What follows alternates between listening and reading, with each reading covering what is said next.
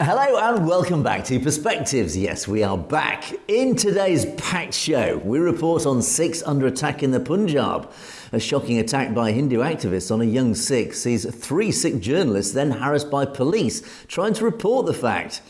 Meanwhile, the BBC comes under fire for parroting India's fake narrative about the killing of Sidhu MooseWala in its latest documentary about gang violence and the Bishnoi Gang. And talking of the Bishnoi Gang, pressure is mounting on Mark Carney to designate the gang as a terrorist organisation. Could this pressure spread across the diaspora? And of course, the 2-year anniversary has passed of the killings of Sidhu Singh Johal and Jagtar Singh Johal, as the community paid tribute to the 2 shaheeds who gave their lives for the cause of Khalistan. And meanwhile, Jagtar Singh Johal still remains in arbitrary detention, as the British Parliament is once again questioned this week about why the government is still not doing anything to release him. Blah, blah, blah indeed. We've heard it all before from the Starmer government. Well, all this and more on today's show. But joining me, as always, is our very own correspondent in Canada, James Cousineau. Good morning, James. Good morning, Angus, and welcome back to all of our amazing viewers out there. While we've been away hiding for this week, we've noticed that you've been sending in your comments, though, and we love it, so keep it up. We appreciate you being a part of the show along with us, and we'll just keep bringing it to you as we do always. Back to you, Angus. Indeed, our wonderful loyal audience. But in the meantime, James and I together will be bringing you our perspectives on the daily news affecting the Sikh community across the world. And indeed, at the end of the show, we will take a look at loads of your great comments which have been pouring in. So thank you, as always, for those. Right, James, what are you going to start us off with this morning? We are going to take a look at a major arrest announcement coming out of the Peel region, which covers Brampton in Ontario, Canada. Now, police have seized over $4.2 million in assets that they believe are linked to violence as well as the major ring of intimidation and other frauds, as well as, of course, we know there's been a big problem with threatening of lives there and shootings. So again, it seems to be linked to a lot of criminal organized crime groups. And with that, the police organization had a link with not only the Peel Regional Police, but also the Toronto Police Service, Customs and Border Patrol of Canada, as well as other provincial and federal law enforcement organizations.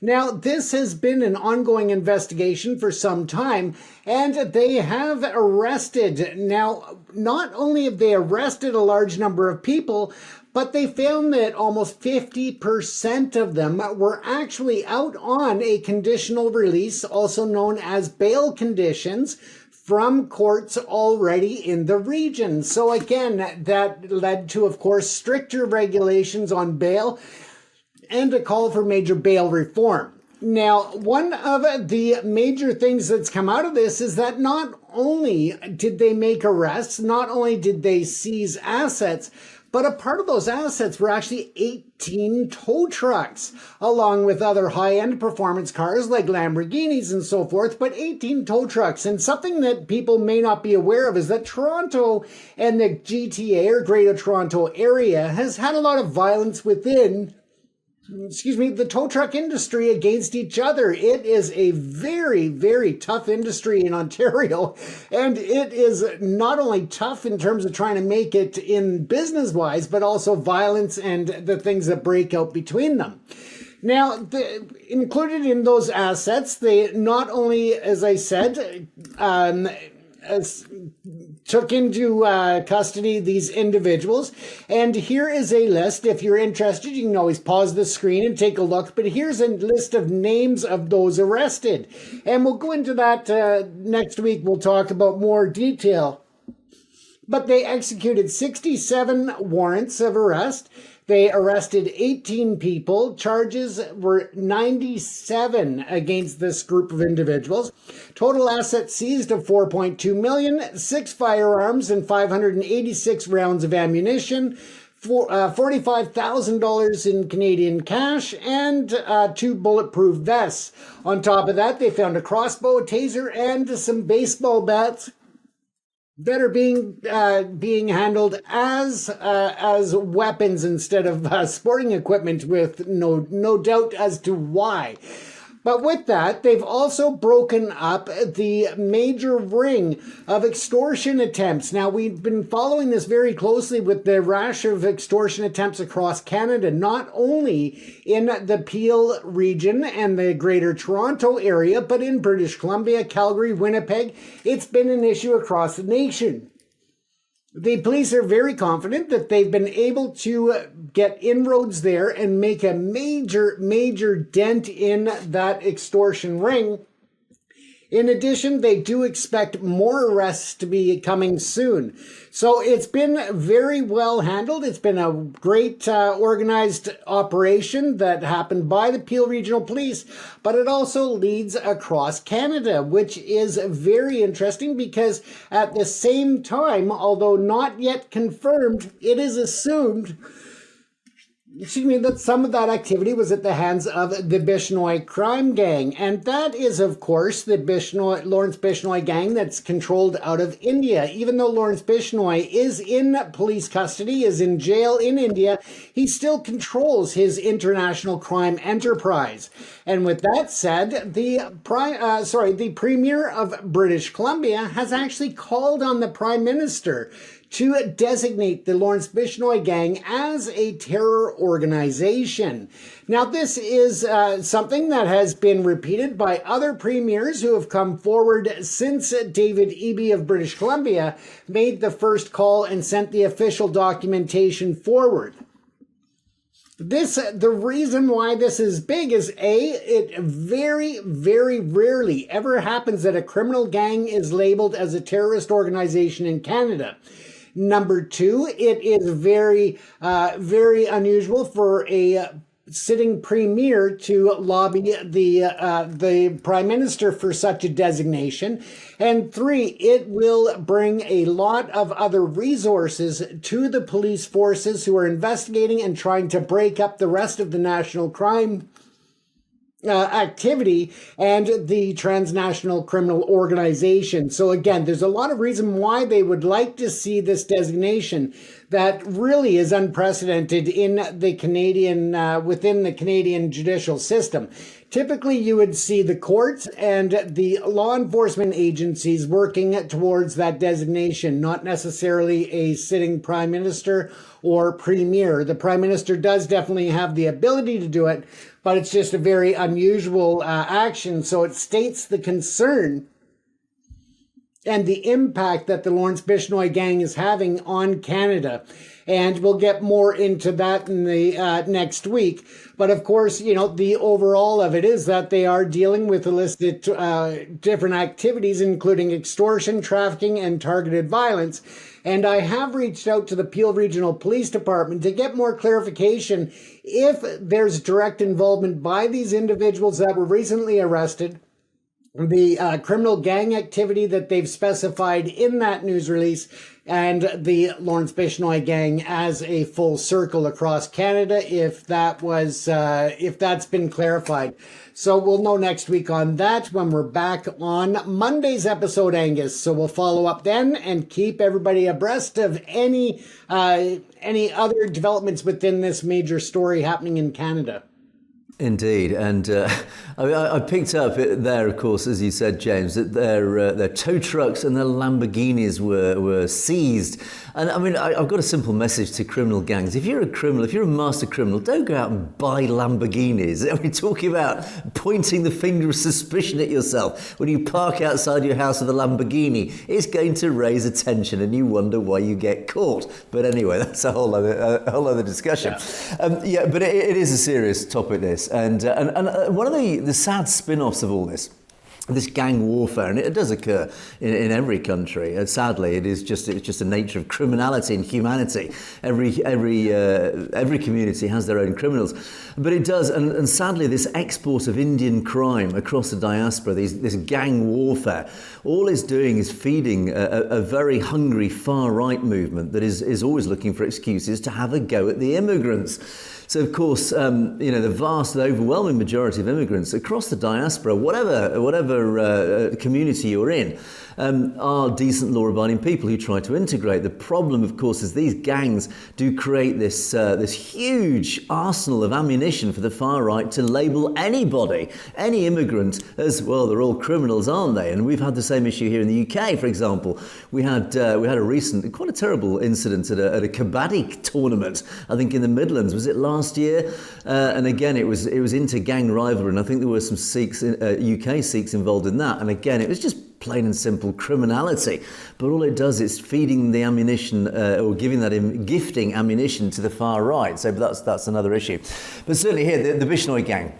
This is a very, very significant move. It is actually very significant news because, as you rightly say, James, by designating this gang as a terrorist organisation, it is a huge step, a huge forward move against Indian transnational oppression. Firstly, of course, yes, it does mean that a huge amount of new resources can be applied to tackling the Bishnoi Gang. They are not just simple criminals, they are terrorists, which does open up an awful lot of, it opens up a huge amount of big boxes of really powerful tools to tackle with them in terms of institutions and state organisations that can then pour their resources into tackling and tracking them down and bringing them to justice.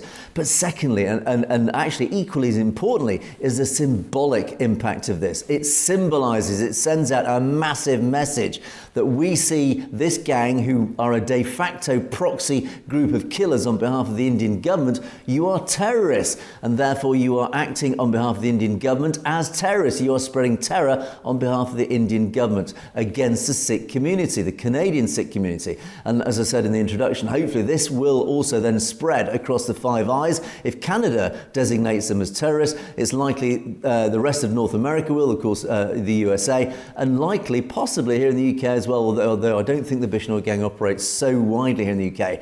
But certainly it does bring into the same equation other related gangs from India could potentially here in the UK be designated as terrorists. So it is symbolically, James, to me, I think this is massive news because it sends out a massive message to the world that these are terrorists acting on behalf of the Indian state against the Sikh community in the diaspora. That is huge, James. Absolutely. And it also puts notice to anybody looking to do business with these individuals or their registered entities if they have fronts or, businesses that are operating for the purpose of, money laundering and such. But anybody doing business with them or supporting their businesses financially can also be hit with supporting terror through finance. So it definitely has a lot of power and a lot of teeth, and it'll be interesting to see how the federal government, in particular the PMO or the Prime Minister's office, really moves forward with this. Hopefully it will be a major tool that actually has some teeth that is implemented. And that's the trick there, is getting the Prime Minister to move forward with it. Now, as we talk about the criminality and the links to India, and of course the 2024 CSIS, Canadian Security Intelligence Service report is out, and they actually officially linked in that report, the Bishnoi Gang, they've officially linked in writing their link to the India government. So that's something, again, we'll look at next week. The report's just come out. I have a copy of it. I just haven't had a chance to review it all. But with that said, of course, we also were off for a few days, so we didn't get to bring you a lot of the coverage of the G7 summit here in Canada. Now, of course, Narendra Modi was in attendance to the chagrin of many organizations, including the Sikh organizations, such as the World Sikh Organization, as well as others. They were a little incensed that Modi was invited to Canada. Now, in a press conference, of course, Prime Minister Carney did address that directly. We'll talk about, or we'll see a video clip here where he does address a news member from India on various questions that were asked or various reasons why it was important to have Modi here. But he also went on in other press conferences and in writing stating that even though he was here talking about the various issues that were on the agenda for the G7, again, he was very clear that he made it very clear, to Modi, that any foundation for trade talks, for anything else, is first got to be based on the rule of law, the respect of the sovereignty of Canada, and it was also announced that there is confirmation that the India law enforcement are working with the RCMP to further the investigation into the death of Hardeep Singh Nijjar. With that said, there was a reporter outside of the House of Commons who actually was stopping people, including the Speaker of the House, and asking them what their thoughts were about Modi coming to the G7 before his arrival. Something that I don't know if I'm reading too much into, but in the first interview, if you listen closely, he actually refers to murders, plural, by India and foreign interference and transnational repression. So it's interesting to see that I don't know if that was just a slip in the conversation or if there's actually more that we don't know about transnational repression here in Canada at the hands of India. There may be other bodies that haven't been publicly linked to this issue. So here we'll play a little video here, and that will go over those questions, and then we'll also hear from both Narendra Modi and Mr. Carney at the G7 summit. Good morning, Mr. Fergus. I'm just wondering, Prime Minister Carney has invited Modi to attend the G7. Do you have any thoughts on that? Well, in life, it's even though we have difficulties with various countries and various leaders, in diplomacy I've learned it's important still to undertake and having discussions. It doesn't mean that you, by any way, lower your national interests, but it's important to have discussions even with people we disagree. What message do you think it sends that he'll attend the summit? Well, I think Mr. Modi will certainly have to understand that the feeling in Canada is very much of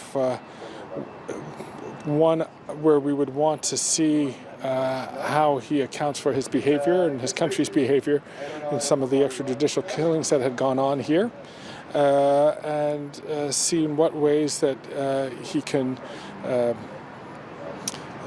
account for that so that we can go forward and build a relationship. Do you think Mr. Carney will bring it up and try and talk to him about the incidents with Mr. Nijjar? That's a question you'll have to ask Mr. Carney. Thank you, Mr. Fergus. Thank you. Appreciate it. Do you have any thoughts on Modi coming to the G7? No, not on that.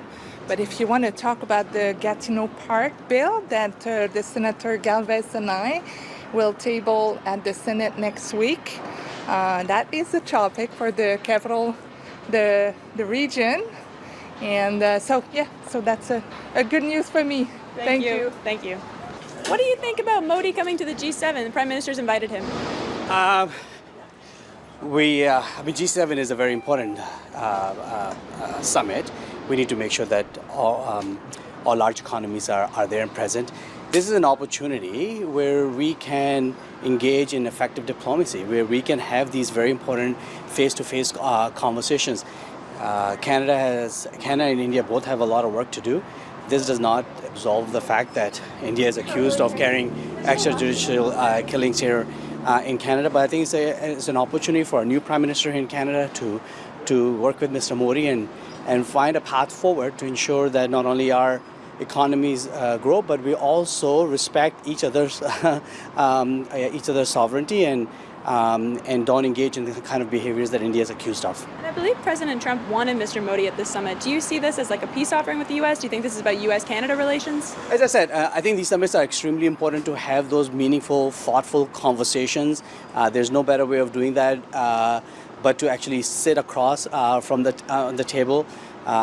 Canada has an opportunity as a country that is chairing the G7 at the moment to use these opportunities to advance the interests, both economic and political, for all Canadians. And the World Sikh Organization called the invitation a betrayal. What's your response to that? Again, I think it's really important that we engage in meaningful conversations.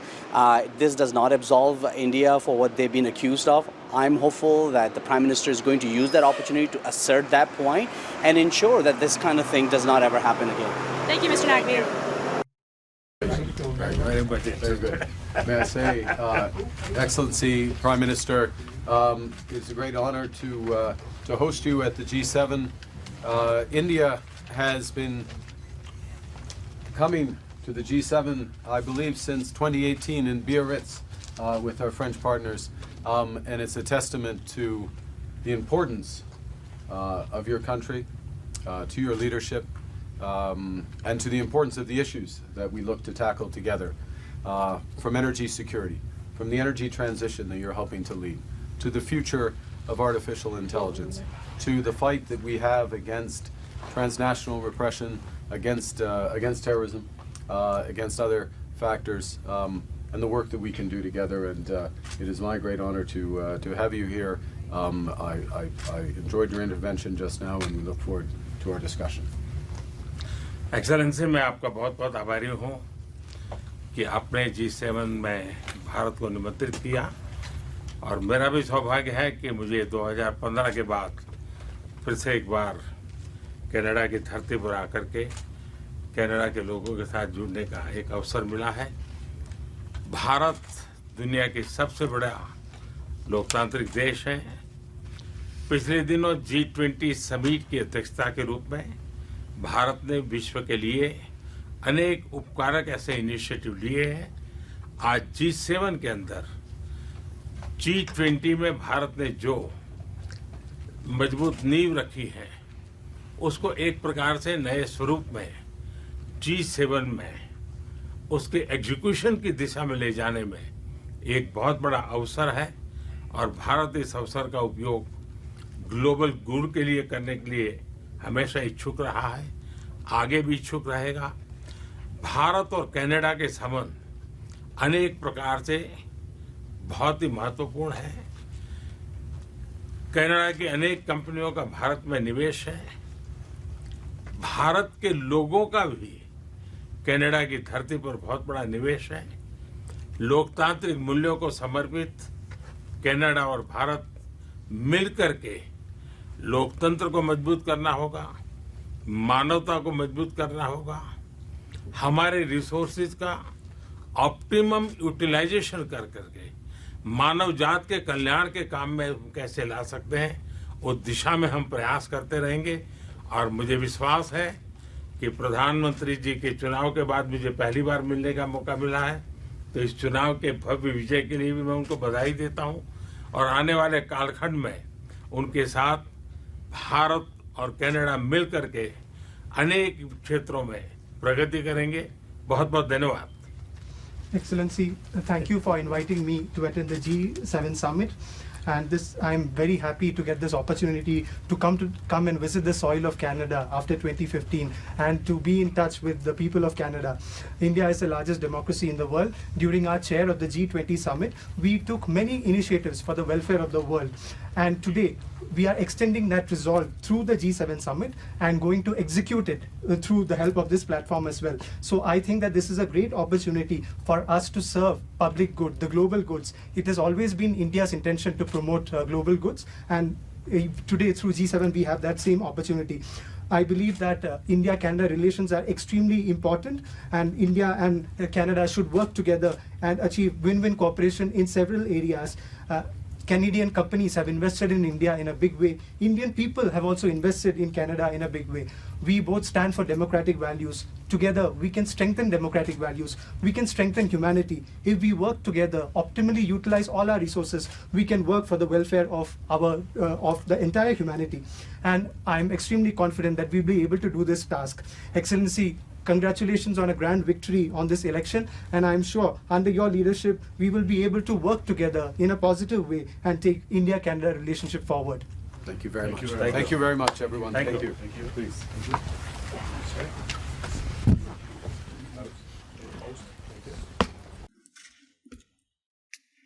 So as you can see, Angus, it was very interesting in terms of the fact that, first of all, we had to wait for Modi's interpreter to finish because I just sat there not knowing what he was going to say, and I was glad that the interpreter kicked in.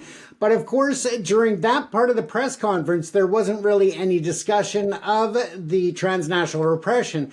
However, after that initial press conference and the initial meeting, they did go and have side meetings in which, again, the Prime Minister was very, very clear about the fact that they need to handle the transnational repression investigation and to continue cooperating, but that they will move forward with reappointment of diplomatic ties in due time.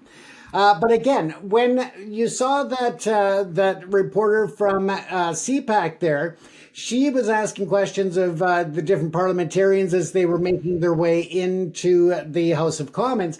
And you notice, although the French individual didn't know a whole lot about what was going on, it was all about her. The other two both, as I said before the video, they both addressed the transnational repression using the pluralized version of murder. They both addressed it as murders and acts of foreign interference and transnational repression. But in the whole foundation of their answers, they were implying there were more than one murder that we're looking at, or that they're looking at. And of course, we know that to be Hardeep Singh Nijjar. But what else do they know that we don't, Angus? That's an interesting question I had. Absolutely fascinating, yes. And I think also, I think what I picked up in those little snippets of interviews with those individuals is the language that they're using. Now, of course, it's all couched in diplomatic language. The whole message is wrapped in this sort of cotton wool cushion of diplomacy. But actually, you look at the terminology that was used there that referred to Modi accounting for his behaviour. Now that, again, it almost by default implies that Modi has been up to no good. So there is this default assumption that he has been up to no good. There's no question. It is the default assumption. And also use the term extrajudicial killings. Again, a default assumption that these were extrajudicial killings. So this language has entered this conversation, even amongst a diplomatic language.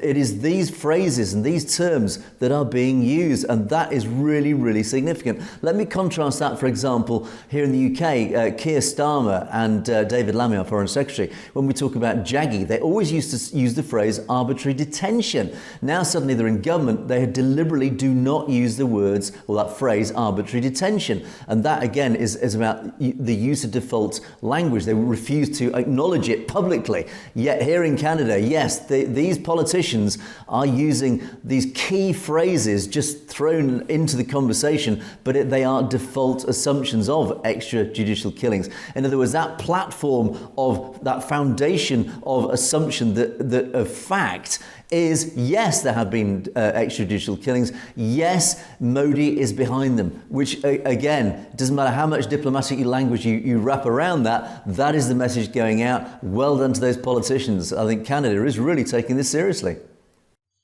Absolutely. And that was one of the concerns that you and I both had, Angus, going into this with Mark Carney taking over, that they would try to quiet that type of talk and they would try to move forward past it.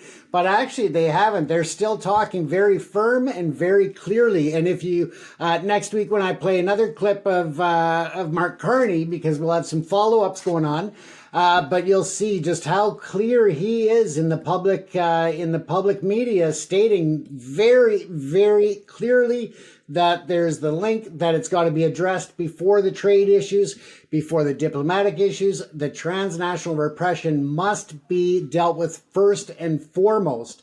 And the fact that they've also confirmed the RCMP is working with their counterparts in India. How far the India law enforcement is going to go, how much information they're actually going to provide, we'll have to wait and see on that. But at least that shows an indication that there is more cooperation than what we have seen and what they've announced publicly in the past 2 years. So it seems to be that it is definitely moving forward. I think that it also played a big role for the Sikh community in Canada and globally, that although Modi was here for the summit, as he has been since 2018 at all the G7s, it wasn't, they didn't make it pleasurable for him, that they were holding his feet to the fire, as they say. Indeed, indeed. So, well, the next week or two is going to be quite interesting to see the fallout from Modi's visit to Canada. As clearly a lot of people are chasing his heels, picking up the crumbs of information, and no doubt we'll be on that as it appears. Right, Jez, let's move on to my first story then, and let's zip across to the Punjab. And there's been a bit of a situation last week of it's a relatively small incident. It's a very symbolic incident. It happened in a town called Mukatsa. Apologies if I pronounced that wrong.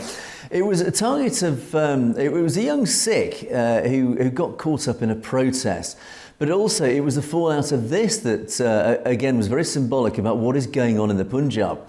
And basically, the story is that there was a protest by Shiv Sena Punjab workers in Mukta on Wednesday. A demonstration was organised to demand the arrest of those involved in attack on their district president, a guy called Ravi Kumar, on May the 29th. Now, during this protest, traffic was disrupted and a car was driven by a young lad, Govt Singh, who was driving through as he drove through the protest. Look, do you mind? I need to get to the hospital. An argument broke out. The protesters literally dragged him. I'm going to show the video here. They were dragging him out of the vehicle, tore his clothes, beat him up. So it's pretty terrifying, this. Now, Govt himself, he obviously tried to defend himself. He was overpowered. An eyewitness said he was rescued by passers-by. Then he managed to get back in his car and flee the scene.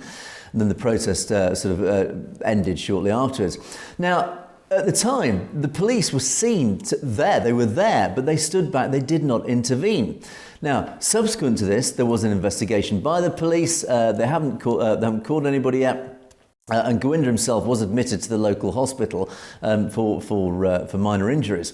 And from the hospital, he said, "Look, you've got to find out who was responsible for this." And he demanded that the accused were arrested, and the two policemen who were actually there on the spot should be at least suspended. Saying, "Why on earth weren't they arrested? They just stood by and watched me being attacked, dragged out of my car." And he actually warned that local Sikhs would protest if no action was taken subsequently to that. Now, what actually happened afterwards is also equally concerning. Now, this particular incident was picked up by the Jatadar, the Akal Tak, the highest seat of Sikhi.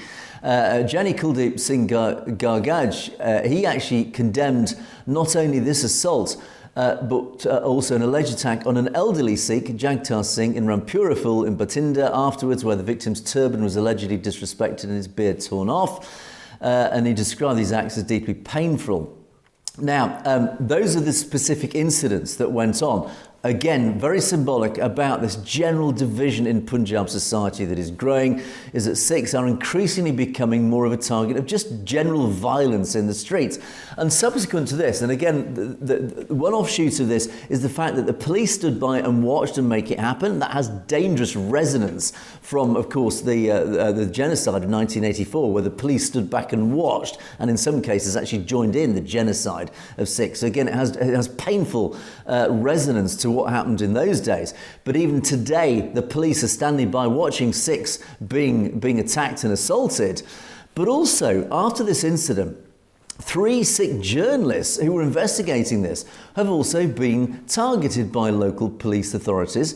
They were Jasveer Singh Mukatsa, I beg your pardon, I've got the names mixed up here, but it's Jasveer Singh Mukatsa, the journalist, was attacked. Journalist Jagmeet Singh Kapianwali and a community figure, Baldev Singh, they were targeted after covering and standing against this incident at the Shiv Sena attack.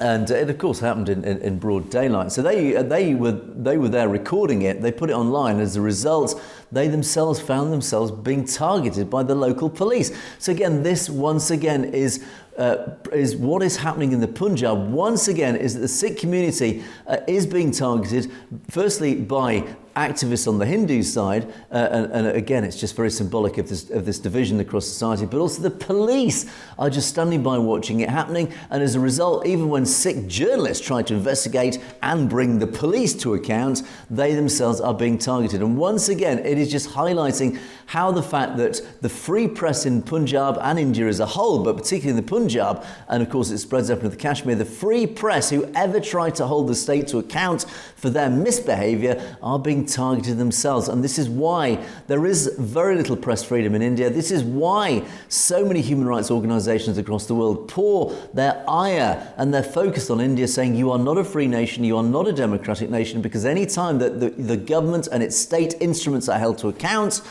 they themselves become targeted, they are intimidated and harassed into silence. So there you go, James, a small incident, but very symbolic of what is going on in the Punjab. Absolutely. And to just think that, anybody, especially somebody in a position of authority, is going to stand there and watch someone else be attacked and dragged. I mean, it's just disgusting, Angus, and there's absolutely no excuse for it. So at the very least, suspension should be coming down. But it should be definitely much worse than that. And again, it just shows the ongoing attacks on Sikhs and minorities in the country and in the Punjab region. I mean, it's nationwide, and it's got to be handled before the international world starts opening up the coffers to start international trade. Use this opportunity to tell India that if you want to be a part of the big boys table, you got to start acting like a big boy and start controlling the crime and the attacks, the violence, and the systemic issues that also have followed this for decades, Angus. It is, and even now they still haven't brought the perpetrators to account for this, even though the fact that they were on video. So the police, again, it's all about justice and law enforcement in India is really questionable, one has to say, and very targeted against some and not against others, as suits the state machinery. Okay, and talking about gang warfare and criminality, yes, James, we talked about the Bishnoi Gang. Well, there's been a fascinating documentary released by the BBC recently about Sidhu MooseWala. And this documentary that was produced by the BBC World Service has received a barrage of complaints from the Sikh community right across the diaspora, but certainly here in the UK. Because once again, and the BBC does face a lot of criticism from all sides. And I have to say, to BBC's credit, it has actually highlighted many Sikh issues on many occasions. So it does quite regularly does promote Sikh issues, but it does sometimes get it wrong. And it, of course, is very much under the cosh of the Indian government in India itself, because there is a very large BBC presence in India, and they do reports directly in India. But of course, they can only do so without upsetting the Narendra Modi government too much. And they did that 2 or 3 years ago when they produced a very revealing documentary about Modi himself, really holding him to account. And as a result, the BBC offices were raided. They came under a huge amount of problems and pressure from the Indian state just because they dared to do some proper investigative journalism into the BJP and Narendra Modi's government. So that is the cosh that they have to sort of operate under. Anyway, but they have produced this report about the death of Sidhu MooseWala. And it did actually receive a lot of complaints. And Mankamal Singh, who's an activist, is very busy on social media. He does actually do a great job on social media in highlighting so many issues and bringing and collating loads of information around the Sikh community and some of the rumours and information that does spread across social media. You'll often find on his site. But he actually, of course, picked up on this documentary. And as he called it, it was a masterclass in narrative control, not journalism. Instead of asking hard questions about why a rising political voice was silenced, it lazily parrots the state's gang violence script. That omission is everything. And again, he refers to the Bishnoi Gang being a tool used by state agencies to manufacture deniability and blur political accountability. Yes, he's pointing to this fact that there is this plausible deniability about the Indian state using its proxy killers of the Bishnoi Gang to target the Khalistan community, because it means, oh, it wasn't us, Gov, it was nothing to do with us. It was these criminal gangs that were responsible for murdering Khalistanis, when in fact, really, they're probably on the payroll indirectly of the Indian government, the Indian state. And as Mankamal says, they act as extensions of the state.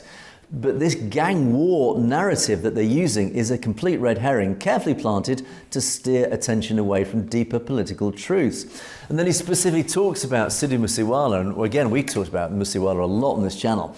As he says, he wasn't just a singer, he was a growing political force. Yes, he was. He was this really powerful individual who had this huge audience. And of course, what he said was listened to. He was a huge influencer in the true definition of the word. And his music resonated because it spoke of these, what he calls, uncomfortable truths. It exposed state hypocrisy, and it gave a voice to young Punjabi Sikhs. And that's why his message was dangerous. That's why India banned SYL. That's why allegedly the Indian state targeted him, and that's why he was killed. Yet the BBC have followed up this narrative that the Indian state likes to perpetuate, which is that Sidhu MooseWala, he was basically a gangster and he was killed by other gangsters in just simple, plain criminal gang warfare. In other words, they're trying to distance the fact that it actually was a political assassination because he was so dangerous and influential. And the BBC, on the BBC website, they do actually have a very informative article about his death. He was actually shot through his windscreen in this hit. But they talk about his killer. It was a Punjabi gangster named Govt Bra who actually claimed responsibility on Facebook just after. But 3 years after the murder, no one has faced trial, and Govt Bra is still on the run. Nobody knows really where he is. Now, the BBC claimed they made contact with Bra and they asked him a load of questions and they asked him why they targeted Sidhu MooseWala. And his response, as they say, was coldly articulate. In his arrogance, MooseWala made some mistakes that could not be forgiven. We had no option but to kill him. He had to face the consequences of his actions. It was him or us, simple as that, is what he said. And then the BBC talk about how he was actually targeted in the killing. They give a lot of detail about how he was actually, his car was rammed and then he was shot and he was hit by 24 bullets. But they do say he was one of modern-day Punjab's biggest cultural icons. And in the weeks that followed, 30 people were arrested. 2 of the suspected armed men were killed in what the Indian police describe as encounters. Yeah, that's an interesting, again, a reminiscence of what happened to a lot of Sikhs who were killed in encounters by police. But even with the rest piling up, the motive remains murky. And yeah, there's a clue there, isn't it? Why was he killed? Was it criminality or was it something deeper? Was it political? But Govt Bra, who claims to have ordered the hit, wasn't in India at the time of the killing. He's believed to have been in Canada. Now, the BBC talk about MooseWala, who sang openly about identity and politics, guns and revenge, pushing the boundaries of what Punjabi music had been willing to say.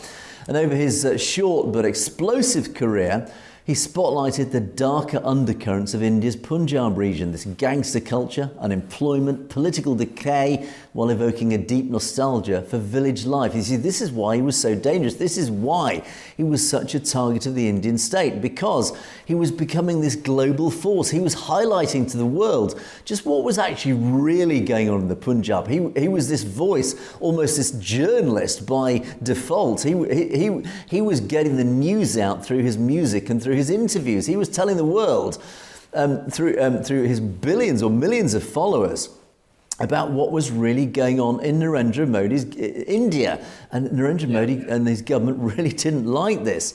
And he had this defiant attitude. He was highly visible. And of course, he had this growing influence that drew attention to Punjab's, or drew attention of Punjab's most feared gangsters. And this included, of course, this Govt Bra. But more importantly, Govt Bra's friend was Lawrence Bishnoi.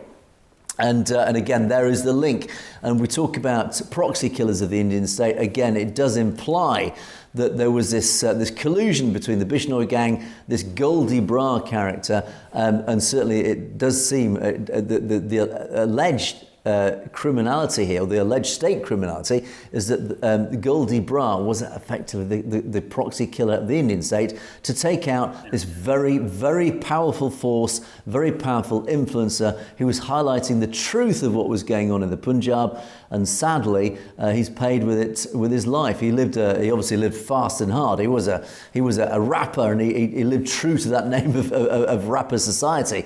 But as a result, it meant he was easily gunned down, essentially by a rival gang, and he was brought sadly down by these criminals. So there you go, James. But say it does once again highlight the fact that India trying to control the narrative through the BBC, that Sidhu MooseWala probably was killed by the Indian state because he was so influential. He was telling the truth.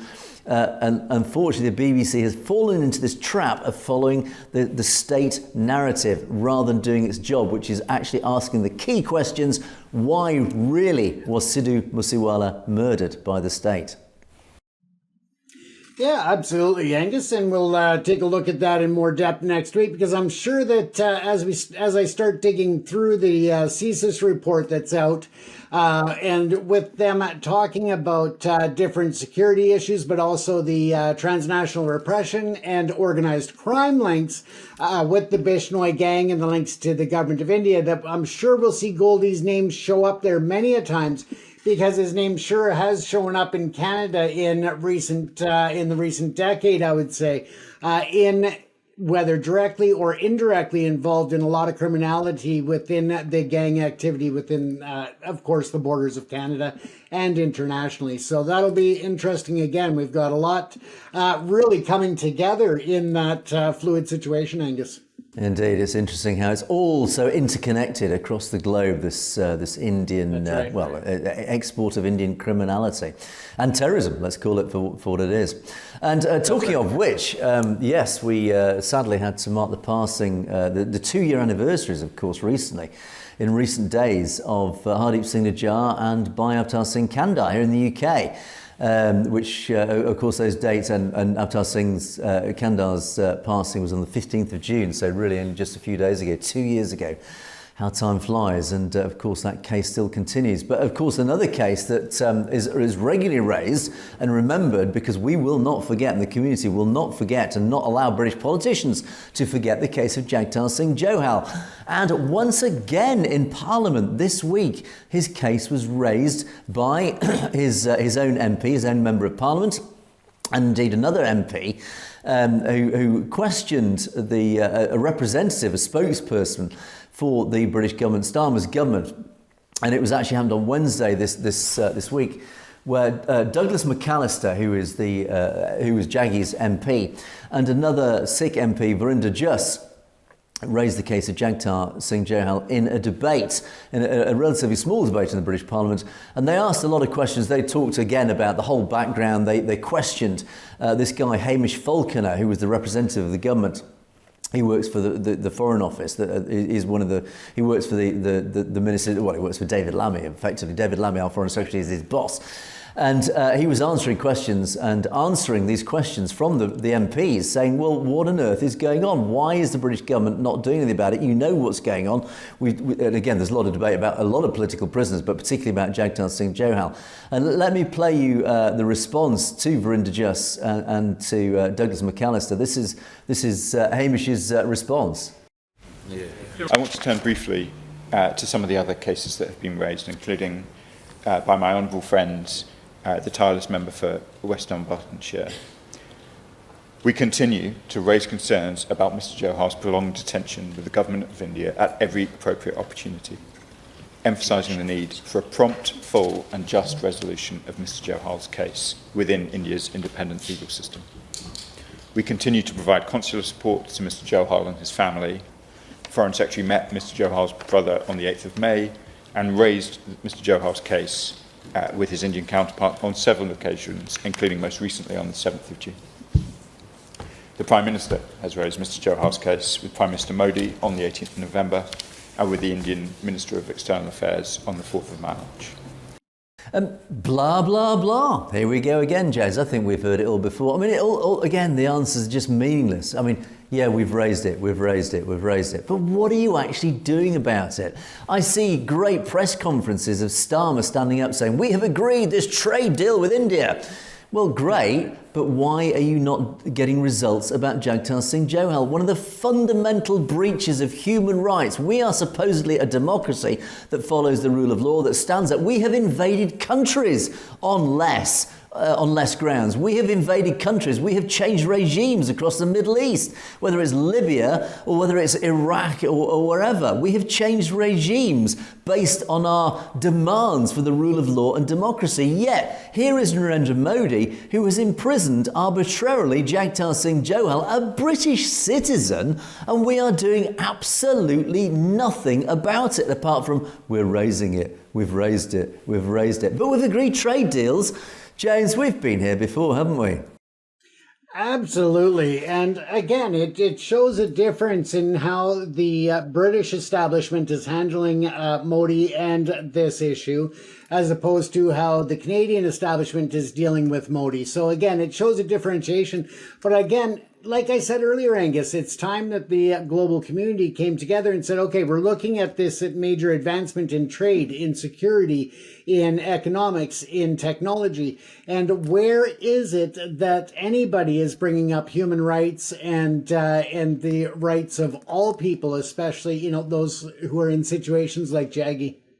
The word that springs to mind is pathetic. It is pathetic and cowardly. It is absolutely pathetic and cowardly of the British government, whether it's the Conservative government or now Starmer's Labour government, that they have done nothing. They don't have the guts or the courage to take on India like relatively small Canada has. Canada has had the cojones to stand up to Narendra Modi and call him out for what he's done. What has the British government done? Absolutely nothing. It is absolutely pathetic and cowardly. It is. I'm just ashamed sometimes of our government. But anyway, post that rant as the time marches on. Hopefully, one day the British government will get the message. But on that note, James, let us move on to our comments column. And we will not let that one lie. We will be like terriers and we'll keep attacking the British government until they do something about Jagtar Singh Johal. Now, James, loads of great comments, as you said at the beginning. And I'm going to start off with a fascinating comment. Thank you to SG1322 and Stay Safe, who had put this in the comments. These are sort of comments that we absolutely love. They are really interesting, really informative, and it caused me to go off and understand exactly what these refer to. So thank you for these comments. And then SG said, we're talking about the Khalistan flag, and this was actually the story about Shashi Tharoor, this Congress MP who came to Washington to pass on this Pahalgam narrative, this nonsense about what the Pahalgam attack was all about. But when he was there, he met this, what we call the Khalistani welcome. And of course, the Khalistani protesters, well done to you guys for being there, were waving the Khalistan flag. Now, SG actually raises this. This is a question we've never talked about, James, before. The Khalistan flag. SG believes the flag must be the Puritan flag with talwar, dal and carrot, not this yellow flag with Khalistan writing on. Now, I had to understand what actually these terms meant. And for those of us in our audience, I believe there must be some people in the audience other than me and James who don't know exactly what each of those terms mean. Let me just quickly explain to those who might not be aware. The Puritan generally refers to the older or traditional practices and literature associated with Sikhi. It can also refer to a specific branch of Sikhism that emphasises these older traditions. Puritan is basically, it's a Punjabi word meaning ancient or old. So in other words, it's going back to old traditional. So the Puritan flag is going back to the old traditional style. Now, the talwar is, of course, the curved sword. It's known for its distinctive curved blade, and it was widely used, of course, as a weapon and a symbol of status. The word itself is derived from the Sanskrit word taravari. So talwar is, of course, the curved sword. Now, dal, that it refers to a division or a section, particularly within the Khalsa army. It goes all the way back to the establishment of the Khalsa. Now, the Dal Khalsa refers to the Confederated Army of the Sikhs during the 18th century. And it was all about the missiles, those militia that existed at the time. Now, Dal was used in the 18th century to designate two main divisions of the Sikh army. There was the Buddha Dal, that was the army of the elders, and the Tana Dal, that was the army of the youth. I think, James, you and I probably, sadly, would have been fighting in the Buddha Dal, the old boys. These were the older parts of the army. And then, of course, we have the Nihang, I have to say my favourite branch of the Sikh community. They are also used to, the term Nihang is used to refer to a warrior order within Sikhi, as we've talked a lot about in the past. It's sometimes associated with the Dal Khalsa, but Nihangs are known for their distinctive blue attire, traditional weaponry, and unique turban styles. So yeah, the Nihangs, I say, I often talk about them as being my favourite part of the Sikh community. Great bunch. And then Stay Safe.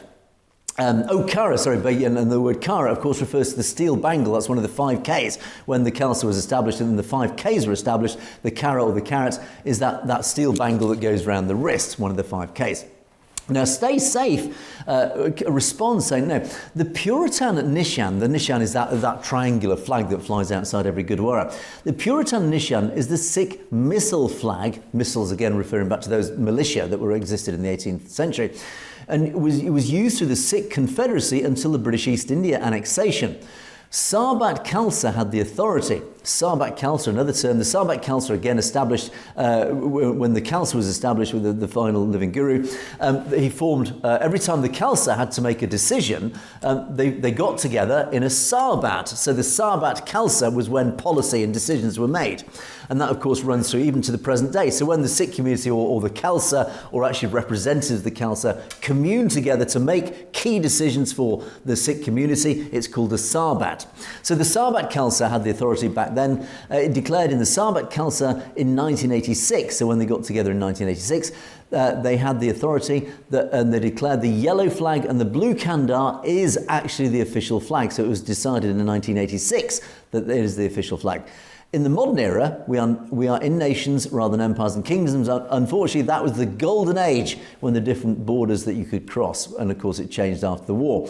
The yellow and black kandar, later yellow and blue kandar, or less common, the blue flag inverted. These were standardised by Jagtar Singh Johal. It meets the criteria of national standards of flags, so it is officially recognised. In other words, it was designed to meet modern requirements for flags. It was used in the UNO 1993, and this, of course, is the khalistan flag in modern times. So thank you, first of all, for SG, and I have to say I agree with SG in so many ways, how nice to go back to the traditional style, but actually, as Stay Safe correctly says, no, we need to meet the modern standards, the requirements for modern flags, and it was declared in the Sarbat Khalsa of 86, and it was designed to meet all the requirements of a modern day flag, therefore that could be flown officially across buildings or whatever around the world. So thank you to both of you commenters for that fascinating, it was fascinating to read about it, and very, very informative, James. These are the comments we love, are they not? Absolutely. And the detail and the time that it takes for people to give those very well thought out and educational posts there. I mean, we just can't thank you enough for that, because not only are we learning, but you're bringing some education to the other non-Sikhs that read the comments as well. So thanks for really going above and beyond in the comment section.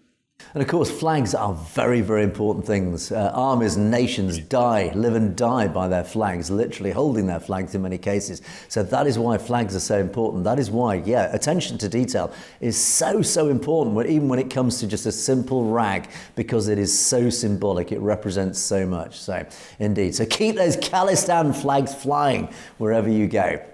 Now, Critics Corner returns with one of our regular critics, Vinnie Chorn. Thank you, Vinnie, for your input, as always. Goras, divide and rule. Well, interesting comment. Interesting you should say that, Vinnie Chorn, because yes, this divide and rule, well, I think that the term hypocrisy springs to mind here. This is exactly how the Narendra Modi government has operated. This is how the Brahmins and, of course, the Hindutva forces operate. They divide and rule. The real evidence, we're not here to divide and rule, and we're here just to bring the truth and highlight the fact all we want to do is what the Sikh community wants to do, which is bring communities together so we can all work together and bring down those who are responsible for this division, this divide and rule strategy. And that, of course, is the ruling elite. That is the Brahmins, the Hindutva forces, those who are trying to maintain control over all Indians, whether you're a Sikh, whether you're a Hindu, it doesn't matter. They control the caste system. They are the upper caste. It is they who are dividing and ruling to stop us all joining forces together, because we are numerous, they are few.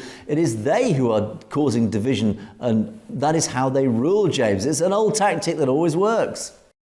It does.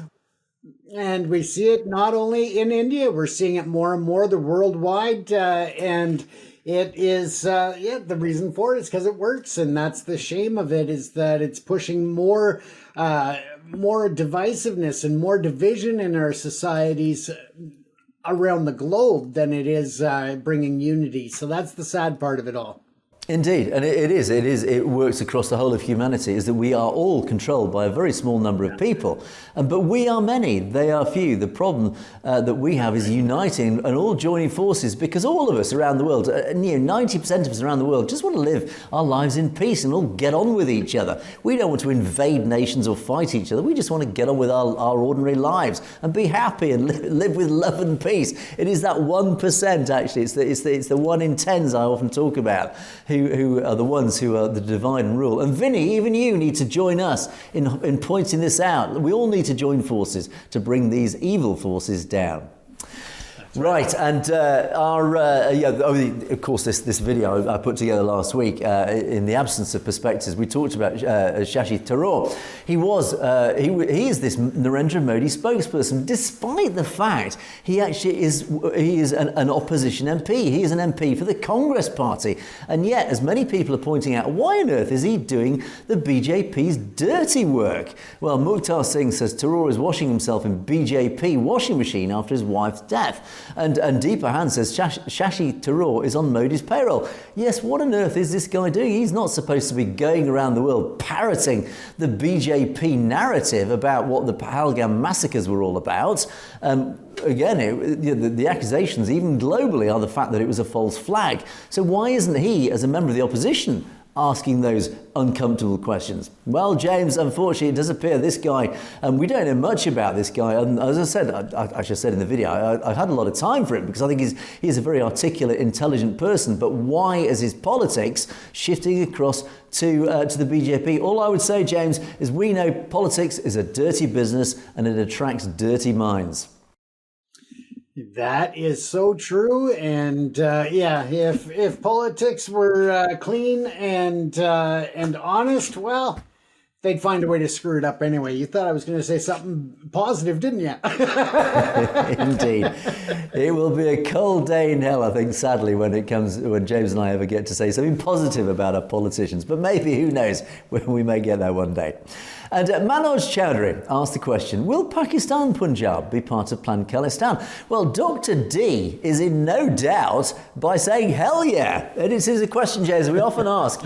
Will Pakistan Punjab, that western portion of Punjab, become part of the Planned Khalistan? Well, I think the solution that we are now touting, which I think, and many people think, is the perfect solution, because everyone's a winner, is indeed to create a Khalistan that forms the whole border region down between India and Pakistan, and that would therefore include probably the Pakistan side of the Punjab. It would, of course, include the Indian side, but also the Pakistan side. It would reunite Punjab back to its pre-1947 state, and it would have that long strip of land that would then keep these belligerently unhappy forces apart of India and Pakistan, and Khalistan would be formed as that peaceful barrier between the two, James.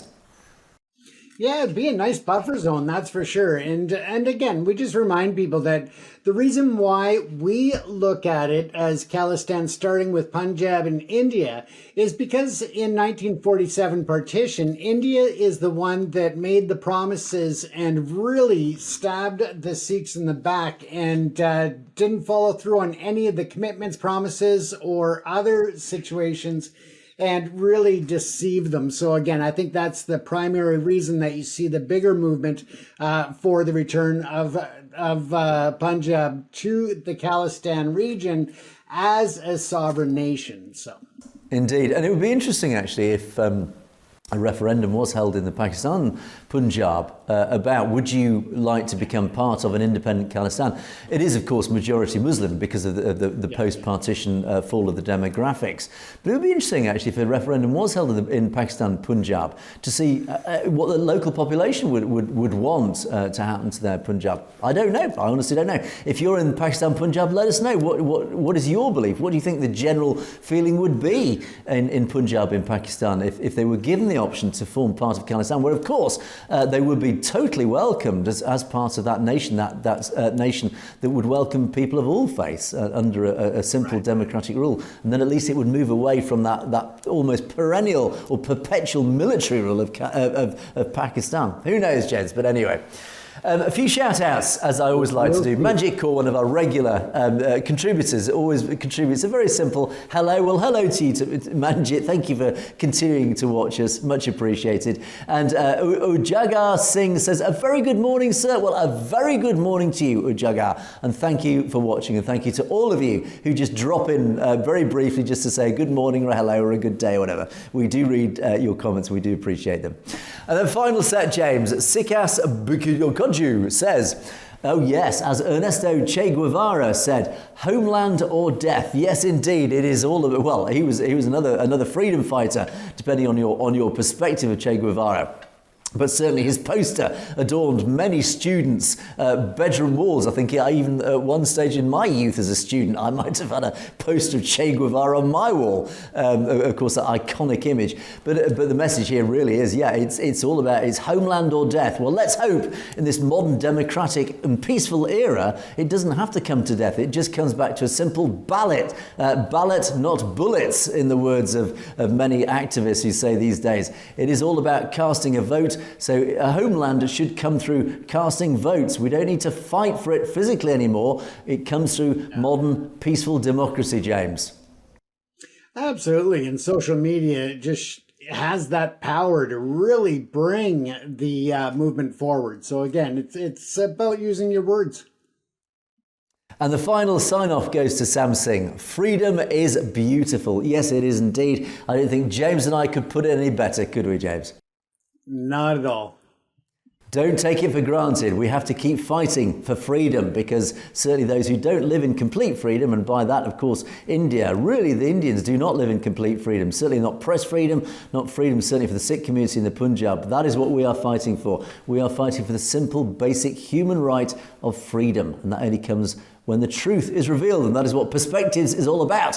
But on that note, we must leave Perspectives for another day, and indeed another week. But we, God willing, will be back next week with a full week of Perspectives, so do stay tuned for that. Please do keep your comments coming in. As always, they are very much appreciated. We do love them, and particularly like that first comment, we do love those informative comments that allow us to research what it's all about and informs us as much as our audience, so do keep those coming. Don't forget you can message us directly at message at satlugetv.com if there's anything you'd like to bring to our attention directly, as many of you have been doing. Thank you for those who have been. You know who you are. Much appreciated. But that is it for another day and another week. In the meantime, thanks for watching Perspectives. It's a goodbye from me. It is a goodbye from James.